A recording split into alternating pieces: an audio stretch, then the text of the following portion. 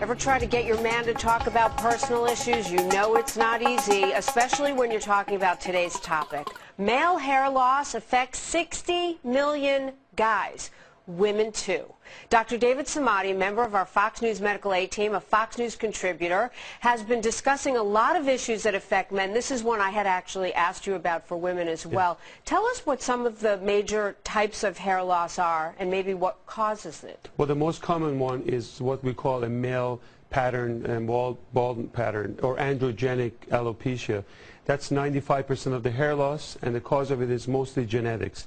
Now, a similar thing happens also in women, and genetics plays a big role. So that's majority of them. But then there are also 5% of them that's caused the abusive alopecia, and that has to do a lot with stress, illness, medical diseases, and chemotherapy, and etc. But genetics plays a huge role in this. Father's mother, mother's father, you never know where it comes from. Good point. We always thought it was from the mother's side. Now new study shows that it's polygenic. It's from both parents. So if you have the gene in the family, now you most likely will be affected. It can skip a generation, but that's going to be there. Okay, so both sides potentially. Absolutely. Okay. What's interesting is 30% of men by the age of 30 can actually have hair loss, and by the age of 50, it could be about 50%. So it affects both men and women, but we're going to be talking about mostly men here and their hormonal issues. Let's talk about some of the types of hair loss and the symptoms.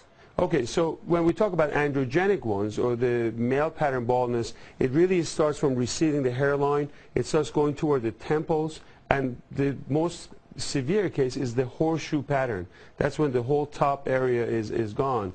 When you talk about the abusive alopecia, or the stress factor, those are the patchy areas that are temporary loss and they're reversible. Those are easier to really treat. Okay, in addition to the genetic component, you say poor nutrition, certain illnesses, you mentioned stress, that's a huge one. Are there medications that men may be taking that can cause hair loss? Certain medications you want to watch out for, usually antihypertensive medications, beta blockers. Some cholesterol medication can actually cause that. I found that medications like Coumadin, which was quite interesting, or even Zantac, can actually cause it. So you want to look out for those. And if you take any of these medications and you see a quick hair loss, you want to make sure that you talk to your physicians. Interesting point you were telling me about on Proscar, which a lot of men take. Absolutely. You know, one of the main causes of this is the male hormone testosterone. The scalp, makes this 5-alpha reductase. It's an enzyme that converts the testosterone to dihydrotestosterone. If you look at the animation, you can see the dihydrotestosterone, or the active form of testosterone, actually affect the follicles. And over time, it can actually shrink the base of this hair and result in the hair loss. So DHT, or the active form of testosterone, is the main reason why men actually lose their hair. And Proscar has Propecia in it, now, which is a treatment for hair loss? As a urologist, I use a lot of Proscar because what it does, it prevents that enzyme. So it prevents the testosterone to active testosterone, and we found out that men actually end up having hair growth. A smaller portion of Proscar is called Propecia. And Propecia is 1 milligram. So the main take-home message is that if you're taking those medications, it can affect your PSA or...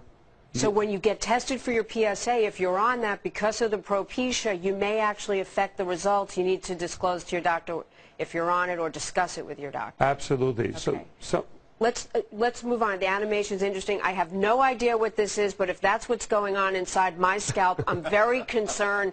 As you show us that, doctor, and tell us what it is. Tell us about treatments. People want to know what to do. Well, this is actually an interesting demo. This is by 3B Scientific Company. As you can see, it's amazing. Here's the scalp. This is the hair. You have all these sebaceous glands. Usually Rogaine, which is a topical one, affects the scalp, and that can increase the blood flow to the hair. Propecia that you talked about actually works on the follicles, and it inhibits the DHT hormone, and that can affect the hair growth. Ultimately, if none of these medications work, you have hair transplant and laser, and you should see your doctor for further treatment. Minoxidil is another one. That's the scariest hair follicle I've ever imagined. Doctor, this was great information, and women should also talk to their doctor if they're on those medications, as you discussed. It could be affecting their hair loss, too. Thank you so much.